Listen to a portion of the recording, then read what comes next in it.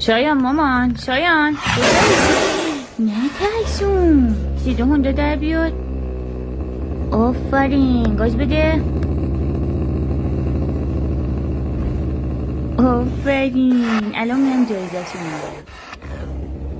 میگم شایان جان اینه؟ شایان مگه داخلش موتور هوندا 1000 کار گذاشتین؟ شایان جان جایزش آدمه دیگه، یعنی زمانی که گشنش میشه یکی از اعضای خانواده هم میخوره؟ ناموسن چیه تو خونتون نگه میداری؟ من ریدم به خودم. ناموسن قطعش کن تا نیومده منم بخوره. من براش ساده بودم ولی اون لاشی دوست داشت. بره بده. صبر کن، تو ساده بود اون لاشی دوست داشت ما بهم بدیم؟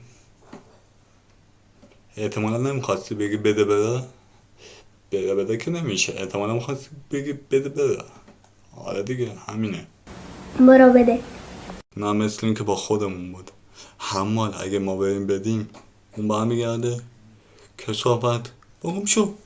اولین سنگ مزار فاتح خان در ایران. سیمکشی و سیستم صوتی این کار کاملا عایق تعبیه شده. شما میتونید اینو در تمامی فصول استفاده کنید. میگم سنگ قبله به بلوتوث هم وصل میشه. مثلا بخوایم روح اون بنده خدا شاد کنیم یه سندی یا چیزی بذاریم، بعد مثلا وسط مراسم یهو از فاتح خونی به پرونده چیه مراسم میره رو هوا که فقط صبحونه هر روز من 1,275,000 تومنه. بعد به من میگین شوهر کن. کسی هست این هزینه ها رو قبول کنه؟ اگه هست بسم الله.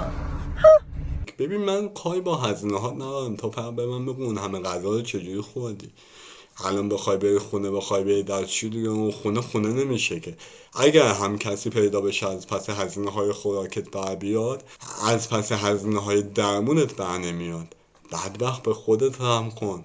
امروز صبح همسایمون بهمون زنگ زد که برو تو ماشینتو نگاه کن. من دیدم یه پاکتی گذاشته و برام دلار گذاشته به مناسبت ولنتاین. فکر کنم از رو خیرخواهی بود. الانم همسرش فهمیده یه داد و بیدادی رو انداخته. ببین داره چیکار میکنه. پس بریم میانجیگری. برای میانجیگری نیاز به یه میکاپ ولنتاینی داریم. اول ابرومون رو میبریم بالا که جدی‌تر به نظر برسه. بعدشون که ولنتاینه از یه سایه صورتی کمک میگیریم. بعدش هم یه دونه پرنسس لشز میزنیم به چشمون که چشمون خوشحالت به نظر برسه. و چون ولنتاینه یه قلب میزنیم با خد چشم قلبی و اینم شد نتیجه کار. البته نمیدونم سمت چپ صورتم قرار بود شبیه قلب بشه ولی شبیه چیز دیگه شده بود. حالا بمونه دیگه، من برم میانجیگری فعلا.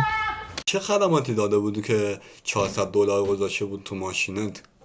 بعد اونا دارن همدیگه تیکه و پاره میکنن، تو داری میکاپ میکنی تو فکرتونه که قلب شد یا یه چیز دیگه. به نظرم اگه جونتو دوست داری بعد فرار کن. مدل جدید پشتکشمون شارژ شد. قیمت این کار 2,310,000 تومان. این مدل 3,480,000 تومان. 6,960,000. این مدلی که خیلی هم دوست داشتین صبح براتون نونم میگیره قیمتش 10,150,000 تومان. من نمیدونم اینو کجا دلم بذارم. من بیام 10 تومن پول بدم کتونی 500 تومانی ما پام کنم؟ بعد مگه این دوتا انگوش چیه؟ من 26 ساله با این دوتا انگوش کتونی پام میکنم. خدای الان کفش و کتونیمو ببینی 10 تومن نمیارزه با هم دیگه. آمریکا و اسرائیل و انگلیس برای ما یه پشنگ سل علا سترکه چشم ترام بترکه. تنها به 3 نفری ندیده بودیم که دیدیم خدا رو شکر. بعد چی؟ چشم ترام بترکه؟ من دیگه حرفی ندارم. بره بده. نه ببخشید اشتباه شد. بده بره.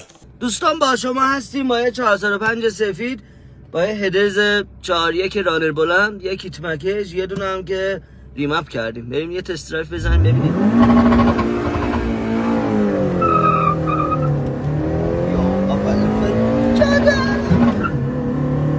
دوستان F16 با تو قالب 405.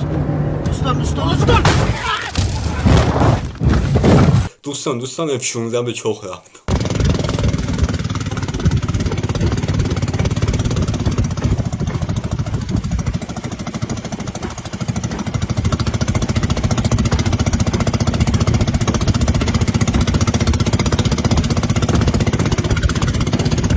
الان این خراب بشه چه گویی میخوای بخوری؟ نه دقیقا به من بگو چه گویی میخوای بخوری؟ آخه پوفیوز شوخی با هر چیزی شوخی. سلام داداش، راجع به استایل موهات به اون توضیح میدی؟ بله. خب این تر که من زدم این شعله آتشه، این بهش میگن سبک تریبال و این هم بهش میگن سبک پانکی.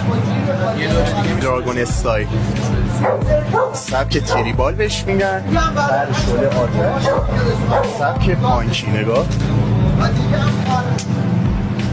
چقدر هزینه استایلتونه؟ من 3 میلیون با اجازه. در ماه؟ در ماه آره. 1000 بار بهتون گفتم وقتی این اومد بگین برق نیست، بگین کار واسم پیش اومده. فردا پس فردا اگه دختر از این مدل خوششون بیاد ما چه غلطی باید بکنیم؟